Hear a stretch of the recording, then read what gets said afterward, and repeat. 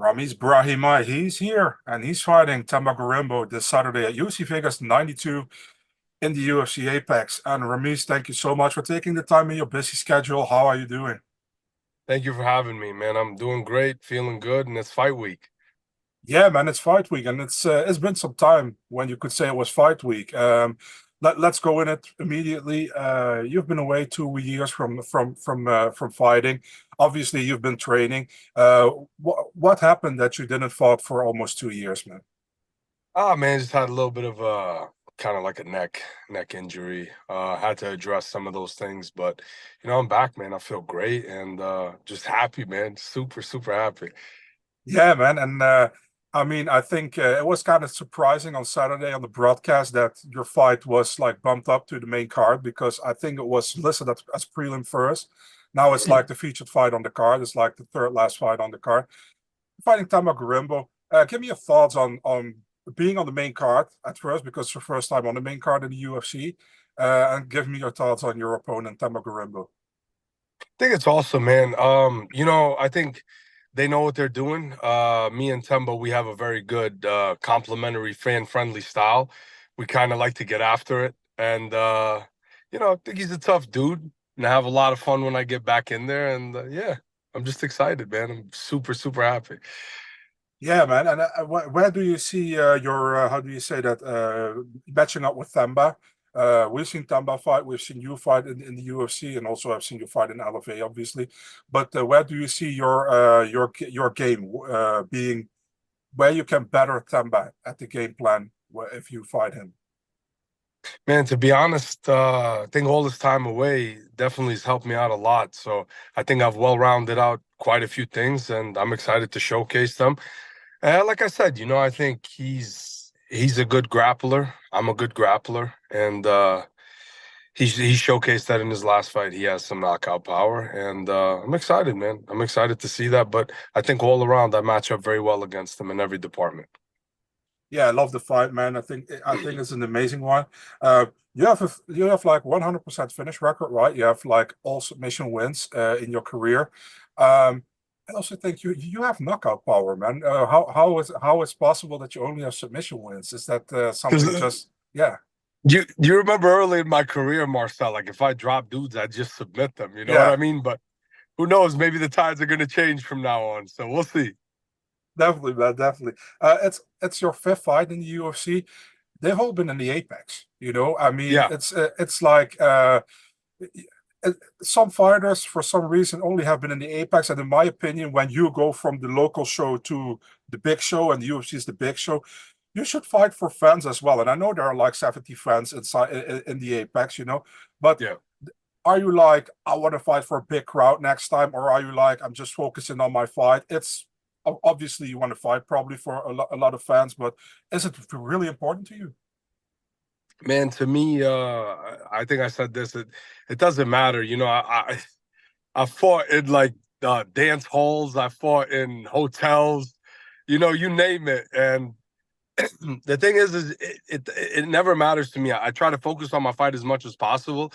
But I wouldn't mind it. Who leads the fights in the Apex? Who has the most fights in the Apex? Is it Sean Strickland or what? I think it's Sean. Yeah, yeah. Oh man, I mean, I wouldn't mind even overtaking Sean. I don't care. I like the Apex. It's like straight business. I know a lot of people give it shit, but I like the Apex. I think it's unique. It's fun. It's more intimate. You know what I mean? But obviously, I would love to have a couple of fights. Um, whether they go back to Texas this year or even New York, I'm open to fighting in both spots. And after Saturday night, when I handle business, I think that would be definitely maybe a move, but I wouldn't be opposed to fighting again at the Apex. To me, it doesn't matter, but I definitely want to get a couple of fights in front of the audience. I mean, maybe next time, still Vegas, but maybe it's T-Mobile would be nice, right? Yeah, that would be good, man. That'd be What real good. what about the Sphere, man? They're coming up in September, I mean, are you not really into the Sphere? I mean, I've seen the Sphere. It's Yeah, cool as hell, honestly. Like when you look at it, I know I wouldn't be opposed to it, especially it's going to be a big pay-per-view card. Listen, that's historical. Why wouldn't I want to be a part of history? I remember whenever Austin Lingo fought at the Etihad Arena, and it was brand new back in like 2021. He was like the first fight that ever walked out in that card. He won and he did great. So I wouldn't mind that. You know what I mean? I would love to fight at the Apex. I wouldn't be opposed to fighting in Saudi Arabia, Indonesia, whenever they go to Indonesia, like all that stuff, it's 100% on the table. I got to go to Singapore last year in August, so that was an amazing trip. And I'm open basically anything. Yeah, I love you saying Indonesia. My dad's from Indonesia, so that's cool. Yeah. I had Indonesian food for the first time in Singapore, man. It was incredible. Yeah, it's good, man. I know. I mean, my dad can cook pretty good, so I know it's it's good stuff, man. I mean, you're now back, first time in 2 years. What's your plan this year, man? Obviously, you want to win and you want to climb up the rankings in the division, but what are your plans this year and in the near future?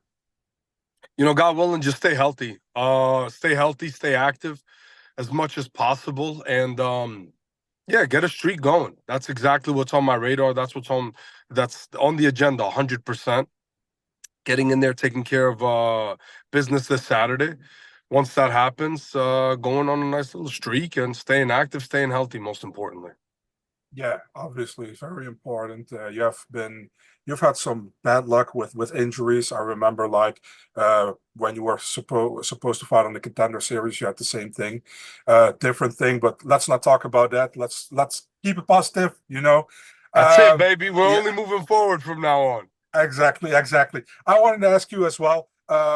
Listen, you're a Fortis MMA fighter, and Fortis MMA, you got Coach Sayif Saud. Always very vocal during rounds, and really I always say, and I think I said it on Twitter many times, if I was a fighter, I want Sayif in my corner, because he's so clear. He says what's up, and he's not like, oh, you might have won this round. He's like, no, man, you could have lost this round. You have to go for it, 100%. Yeah, what's your relationship to Sayif Saud as a coach? You've been so long with Fortis, and how important is he to your game as well? Coach Sayif, I have a very unique relationship with him.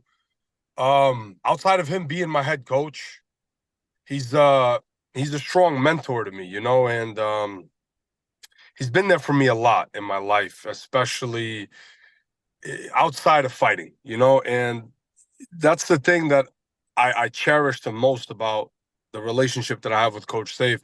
It's one that goes far beyond the UFC fighting, anything that we've ever done. It's somebody that actually cares a lot about you. You know what I mean? He's the person that he's always asking you what you're doing outside of fighting. If you're staying busy, obviously asking if you're taking care of your family, how's everything going?